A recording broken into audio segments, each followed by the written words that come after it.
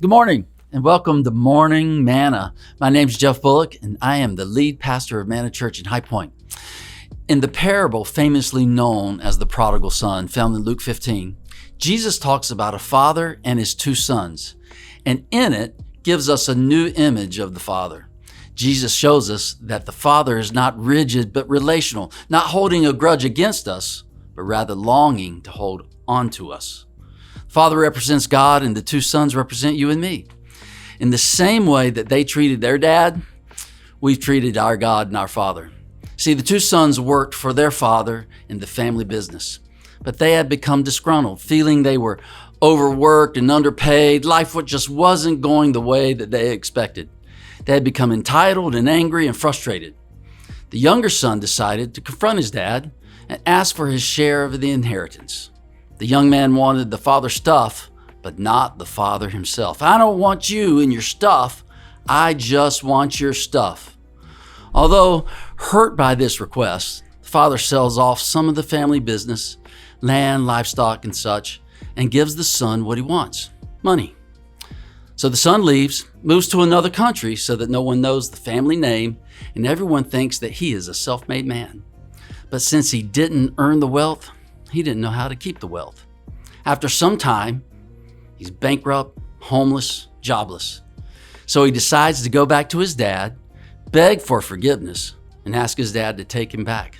Not as a son, but actually as an employee. So the son begins the long journey home, but this actually is the unusual part of the story.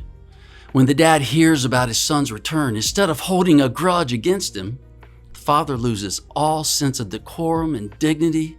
In his enthusiasm, he jumps up, hikes up his skirt, runs to meet his son while he's still far off.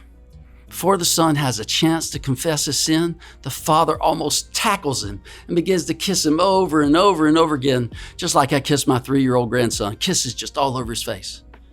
And after the kiss of the father, then comes the confession of the son. The kiss comes before the confession. See, we often think that God stands aloof from us until we confess our sin.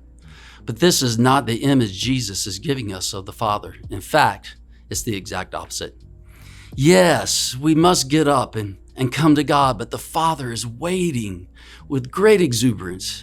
And you must imagine that when God hears you get up and move towards Him, that He's hiking up His skirt and He's running towards you. And you might want to just back up a little bit because He will smother you with kisses before you have a chance to confess.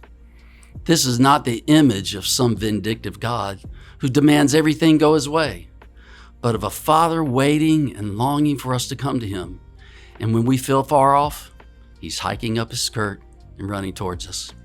He is closer than you think, more kind and loving than you could possibly imagine. God loves us in our straying, runs towards us in our brokenness, and comforts us when nothing else and no one can. Have an amazing day.